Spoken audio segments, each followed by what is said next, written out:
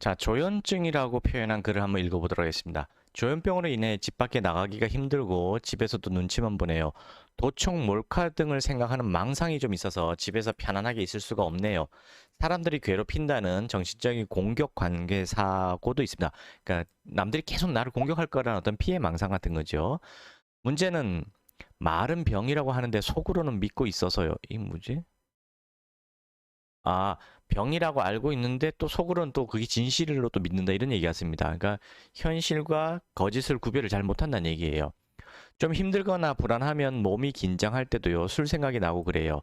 병원은 약지를 2주마다 가고요. 선생님이랑도 상담을 하는데 제가 도저히 그 거리까지는 맨정신으로 가기 힘들어서 술을 먹고 가요.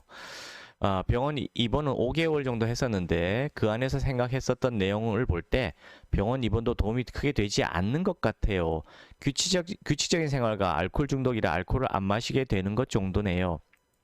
당연하죠. 격리돼 있으니까 술을 못 마시고 거기서 규칙적으로 이거 해라 저거 해라 시키니 그냥 움직이는 거 그거 말고는 다른 게 없죠. 그리고 세월 다 보낸 느낌이 들어서요. 어떻게 하면 이 믿음을 잘못된 믿음을 얘기하겠죠.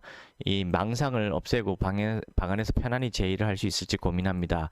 자, 이 글을 보셔도 아시겠지만 사람들은 조현증하고 알코올 중독을 별개로 지금 생각하고 있어요. 근데 그게 아니고요. 사실은 알코올 중독에 의해서 조현증이 오는 겁니다. 아이고, 이렇게 됐네. 사실은 알코올 중독증에 의해서 조현증이 오는 거거든요. 그래서 술만 끊으면은 알코올 중독은 아니. 그 조현증은 저절로 사라져요. 여러분들이 잘 알고 있는 그 조두순 아시죠?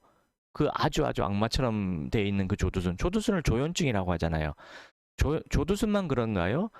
최근 한 5년, 7년 동안 일어났던 각종 끔찍한 사건이 매일 벌어질 때마다 뉴스에서 뭐라 그랬냐면 평소에 조현증을 앓고 있던 환자 누구에 의해서 평소에 조현증이 있던 환자가 음주 상태에서 이런 식으로 뉴스에 계속 나왔습니다.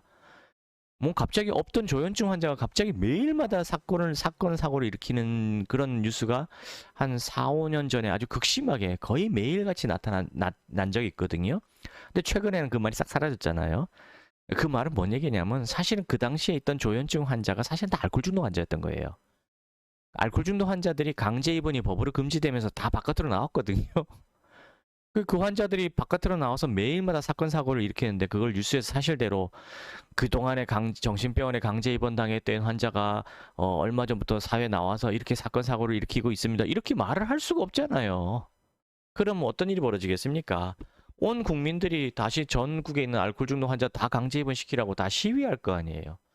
그러니 그걸 어떻게 말까 하다가 알코올 중독의 말을 싹 빼르고 조현증 환자로 둔갑을 시켰던 겁니다. 실제 조현증 환자들은 알코올 중독하고 관련이 없어요. 조현증 환자들은 약만 잘 드시면 별 문제 없습니다. 근데 알코올 중독 환자는 그게 아니거든요. 술 때문에 오는 거예요. 술 때문에. 그냥 조현증은 술 때문에 오는 게 아니고요. 다른 겁니다. 근데 알코올 중독에 의해서 조현증이 오는 환자들을 그냥 원래 조현증 환자로 둔갑시켜서 그동안 뉴스에 내보냈던 거예요. 그러다 보니 조현증 환자들이 왜 우리를 범죄자 취급하게 이렇게 인식을 만드냐, 우리가 억울하다. 조현증도 병이긴 병이지만 맨날 사건 사고를 일으키고 음주운전하고 그런 사람들이 아닌데 왜 조현증 환자를 다 미친 정신병 환자처럼 범죄자처럼 만들어버린 인식을 시키느냐, 뉴스에서. 그러니까 항의를 자꾸 하다가 어느 순간부터 조현증 말이 사라진 게 한 몇 년 됐어요. 한 2년, 3년 전부터 그 조현증이라는 단어가 뉴스에서 갑자기 사라졌습니다. 어느 날 갑자기 조현증이라는 단어 나타났다. 갑자기 확 사라져요. 그게 그럴 수 있습니까? 그 불가능한 거예요, 이게. 근데 그냥 뉴스에서 그렇게 내보낸 거예요. 왜? 알코올 중독 환자에 의한 사건 사고를 숨기기 위해서 그렇게 했던 겁니다. 이분도 지금 자기가 조현증하고 알코올 중독 구별을 따로 따르는 것처럼 얘기하시는데 아니에요. 술만 끊게 되면 조현증은 저절로 사라집니다. 그 조두순도요. 지금 교도소에 있는 동안 나와서 지금 교도소에 있는 동안도 술 안 마시고 지금 밖에 나와서도 술 못 먹고 있잖아요. 왜 못 먹냐고요? 경찰관들이 그 주변 편의점하고 택배를 다 감시하거든요. 어디 가냐고 감시하냐면은 술 사러 가는 거 그것만 감시하는 거예요. 술만 안 마시면 말짱하거든요. 이제 이해되시겠어요? 알코올 중독은 술만 안 먹으면 모든 증상이 거의 다 저절로 사라지게 돼 있습니다. 알러지 같은 거라고 제가 계속 말씀드리잖아요. 근데 이분도 병원에 계신 동안에는 술을 못 먹었을 거예요. 병원에 있으니까 갇혀 있으니까 못 먹죠. 그땐 조현증 증세가 나타나지 않았을 겁니다. 거의 증상이 안 나타났을 거예요. 이상한 망상 같은 것들 거의 사라졌을 거고요.